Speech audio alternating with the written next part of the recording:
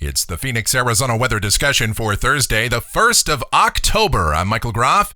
A brand new month, but the same old weather pattern here across the Southwest. High pressure in control, and that means dry conditions and temperatures to remain above average.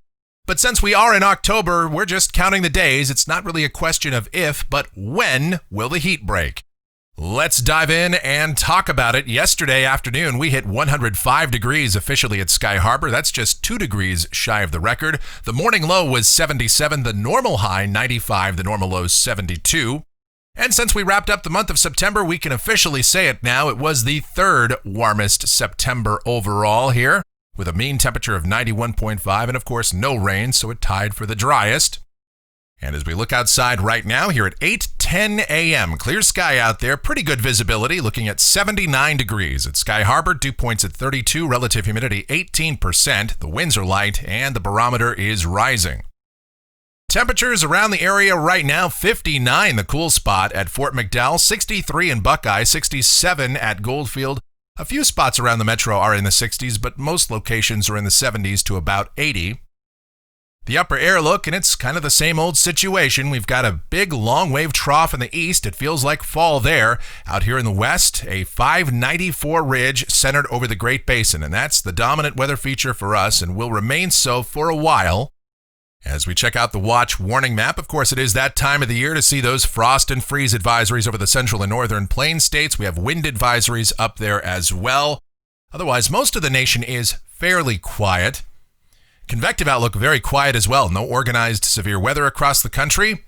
And the tropics and the Atlantic getting a little bit active again. We've got 2 waves on the board out here, one over the Western Caribbean, another one approaching the islands and about to move into the Caribbean. And that westernmost wave has a high chance of development over the next 5 days, skirting up across the Yucatan, and where it goes from there, still nobody knows for sure. But if it should happen to develop and get a name, of course, we're in the Greek alphabet now, so that would be called Gamma. All right, rainfall around here for the next 7 days, forget it. Nothing in the valley, nothing statewide, nothing region-wide, as this very dry and persistent weather pattern hangs on.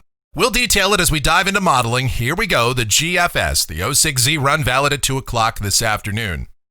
Trough in the east, trough over the North Pacific, and a ridge sandwiched between those two out here across the west and all the way up into western Canada. So down at the surface today, sunny and hot. Highs 103 to 106. Tonight with clear skies, those longer nights, the dry air overnight lows drop in the 60s in the cool spots, low to mid 70s in the urban core. And tomorrow, sunny and hot again, highs 102 to 105. Now, as we get to the weekend, the ridge will very slowly start to weaken, but it will remain situated out here across the western states, so temperatures are likely to stay above average. Highs 101 to 104 on Saturday, 100 to 103 on Sunday, and then upper 90s to about 102 on Monday. As we get to the middle part of next week, troughing begins to deepen over the North Pacific, and some guidance even shows a weak upper low, a little cutoff developing along the Southern California or northern Baja coast. About the only sensible weather we'd see out of that is a small increase in high clouds. So we'll call it partly cloudy, highs upper 90s to about 101 for Tuesday and Wednesday. Here's a week from today. This is Thursday, the 8th of October. A deep trough in the North Pacific and along the West Coast. A southwest flow in here, some high clouds around, and temperatures would be headed down, likely below the century mark by this time. And going out 10 days, this is Saturday the 10th of October, a very cold upper trough now shown to move into the Pacific Northwest. If this verifies, of course, the main dynamics and moisture stay to the north of Arizona, but the heights are coming down, and that would result in temperatures lowering quite a bit as well. We'd likely see highs in the low and middle 90s. Let's take a look at precipitation off the European ensemble. And it is dry as a bone. 50 of the 51 members show absolutely nothing in here for the next couple of weeks. And temperatures off the national blend of models, and we very well might be into the single digits for the number of days with a high temperature of 100 degrees plus for the rest of the year. Oh man, let's hope so.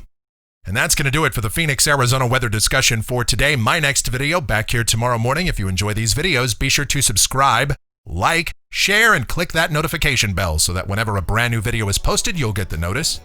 Your comments, questions, and suggestions always encouraged as well. Thanks so much for watching. It's always appreciated. You guys be safe, stay cool and hydrated out there. Watch yourselves and each other around the pool and have yourselves a fantastic Thursday.